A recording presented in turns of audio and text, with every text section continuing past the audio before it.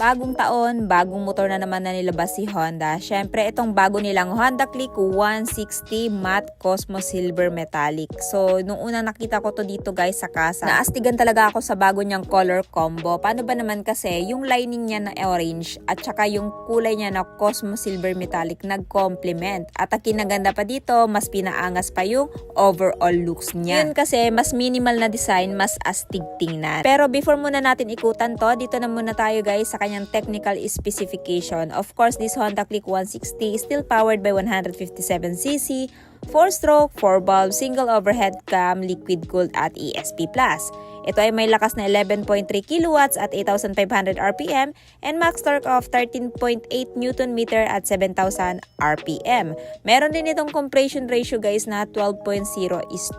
Ang kinaganda kasi pag liquid-cooled ang isang motor, kahit na ibiyahe mo yan, malayo pa yung pupuntahan ninyo, as long as chinecheck mo yung coolant level ng motor na to, hindi to mag-overheat. Siyempre dito sa headlight guys, color combo niya, matte black, glossy black at matte Cosmo Silver Metallic plus yung kanyang bagong lining na orange. So naka-LED pa rin naman guys yung kanyang headlight, maging yung kanyang turn signal light. Tingnan naman sa baba, of course this one guys still ginamitan pa rin ng telescopic fork suspension with single hydraulic disc brake, single pad piston brake caliper na brand ay Tokiko at syempre pagdating sa kanyang mags, colored na rin. At ito guys ay merong tire size na 100 by 80 by 14, tubeless kaya naman kahit mapako hindi basta-basta flat. At syempre, basta Honda Click, meron siyang park brake lock. Kapag naka-engage to sa mga incline na lugar, hindi na basta-basta dadaos-dos tong motor na to. Kaya napaka-importante na meron tayong park brake lock para hindi madaling matumba yung motor natin. At ito yung kanyang side profile guys. Talagang napakaganda ng looks. At syempre, hindi pa rin naman tinanggal yung kanyang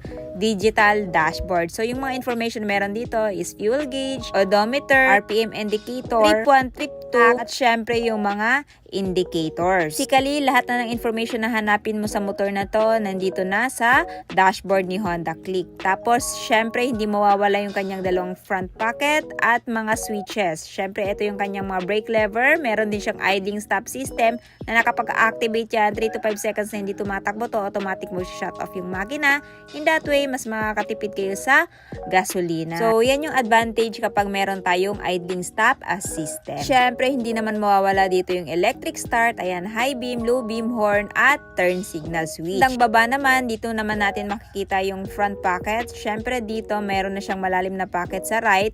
At dito naman sa left side, meron na din. So, yung kinaganda dito, meron na siyang charging port na pwede mo mapagsaksakan habang nasa long ride ka para hindi ka malobat. At syempre, pwede mo ding ilagay dito yung mga malilit mong personal belongings. At ang isa pa sa kinaganda dito kay Honda Click 160, meron siyang malawak na footboard na pwede mo mapaglagyan ng mga pinamalengke mo or di naman kaya pinagrocery or mga pinamili mo sa mall. Tapos meron siyang utility hook na pwede mapagsabitan ng plastic. So, pagdating sa texture guys, naka-rough na yan para hindi madaling madulas yung paa mo. At the same time, nandyan yung battery.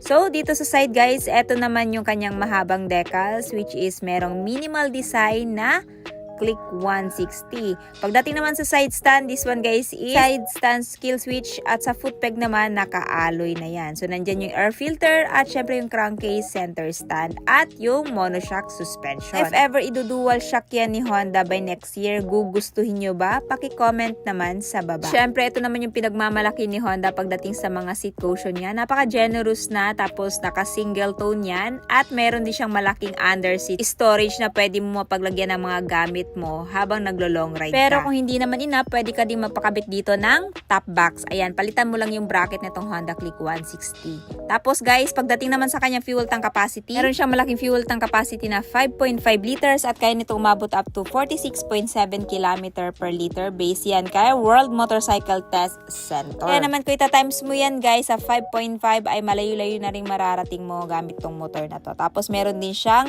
tool organizer dito. Kaya for me, napaka-astig. Syempre, dito naman tayo sa taillight, naka-LED din. Then turn signal guys is naka-LED na din. Napakaliwanag na din ang buga niyang pagkagabi. May ilaw na din ng plaka at naka-reflector na din. Tapos yung kanyang mahabang tapaludo. Syempre, yung braking system guys, still drum brake pa rin. Kinaganda dito guys, siya po ay meron ng tire hugger. Tapos naka-colored na din yung kanyang mags na may tire size na 120 by 70 by 14. Pagdating naman sa kanyang heat guard guys, this one guys is extended na hanggang sa pinaka pinakadulo. Hindi siya half heat guard kundi full. Kaya naman safe na safe yung legs nyo na hindi mapapasok gamit itong motor na to. At syempre yung napaka-astig niya din na exhaust and cap. So meron din itong ACG or alternating current generator. Kapag i-start to, tahimik na lang. Kaya ito din yung isa sa nagustuhan ko pagdating sa mga motor ni Honda. At syempre, ngayon naman pag-usapan natin ang seat height kung abot nyo ba. So si Honda Click 160 guys ay meron seat height na 778mm at ground clearance 138mm.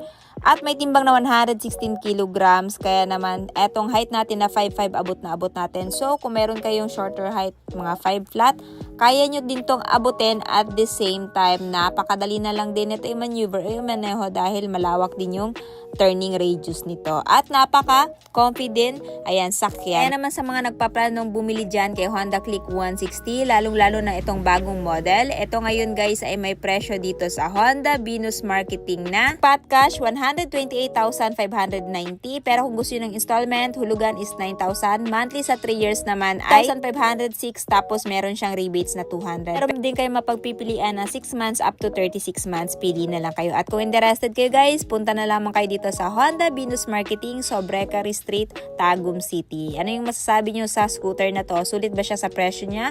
At anong katangian na to kung bakit ito ay kukonsider nyo bilhin ngayong taon? Paki-comment naman sa baba.